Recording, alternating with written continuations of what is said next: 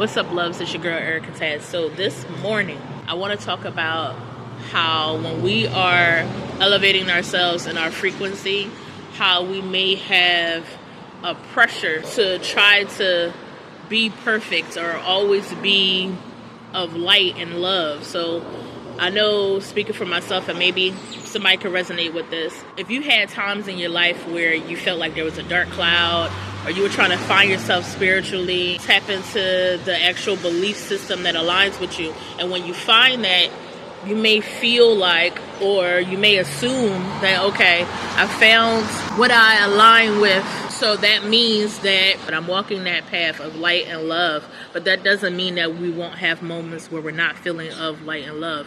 That doesn't mean that we won't be triggered. That doesn't mean that we don't still do our shadow work, right? Because just because we know that we are the light now doesn't mean that our learning stops, or that our expansion or our reason for being here is no longer a thing. Okay, we're still growing, so there's going to be growing pains. So what I want to say is give yourself grace when you're experiencing those growing pains, when those triggers still come up, and when you understand that you still need to do more of your shadow work. You still need to journal and get those emotions out. You need to sit with your feelings.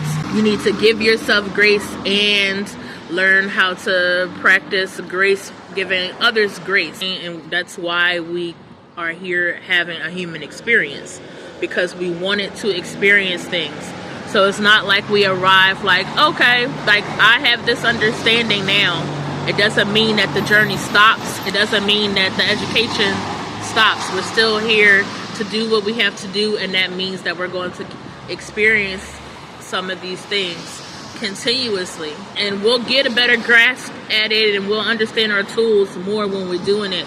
But just like I said, just understand, just because that you understand who you are now, and you know now that you're a co-creator, right, with Source, it does not mean that human things won't still happen, and that you won't have those growing pains when you're going through your human things. So give yourself grace. Keep doing your shadow work. You're doing a great job. And also, don't let those triggers control you.